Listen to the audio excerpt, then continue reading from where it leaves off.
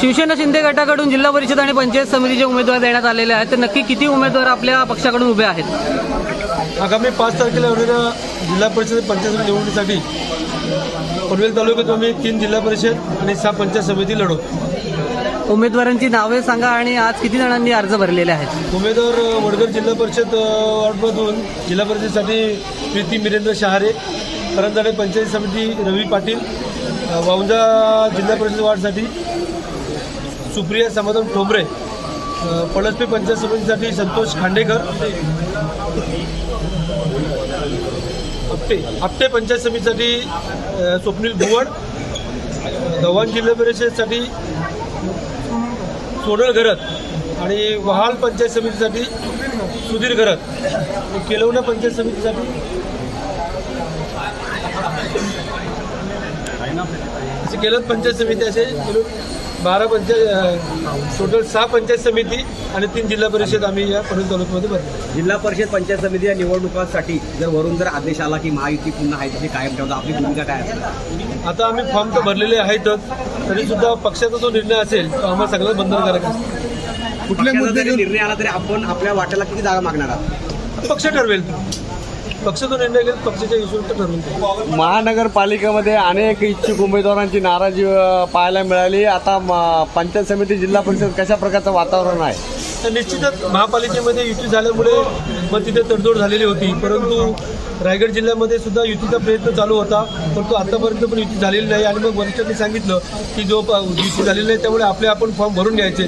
त्यामुळे नाराजीचा प्रश्न येत नाही, कारण जे इच्छुक उमेदवार होते त्यांना आम्ही उमेदवारी दिलेली. युतीची शक्यता शतशः पाहिली असता ती होण्याची शक्यता नाही आहे. जर ही युती नाही झाली तर मतदारांना किंवा नागरिकांना शिंदे गटाला मतदान द्यावं असं कुठले कारण आपल्या उमेदवारांकडे आणि आपल्याकडे? निश्चितच आता सत्ता शिवसेनेची आमची सत्ता आहे, उपमुख्यमंत्री आहेत आणि लाडकी बहिणीच्या माध्यमातून एकनाथ शिंदे हे आपल्या प्रत्येक घराघरात गेले. म्हणजे या महाराष्ट्रामध्ये भाऊ कोणी असेल तर एकनाथ शिंदे साहेब आहेत. आणि त्यामुळे ज्या शासनाच्या योजना आहेत, केंद्रामध्ये आमची सरकार आहे, राज्यामध्ये सरकार आहे, आणि त्या माध्यमातून ज्या ज्या योजना सरकारच्या माध्यमातून पोहोचवल्या त्या योजना घेऊनच आम्ही जनतेसमोर जाणार.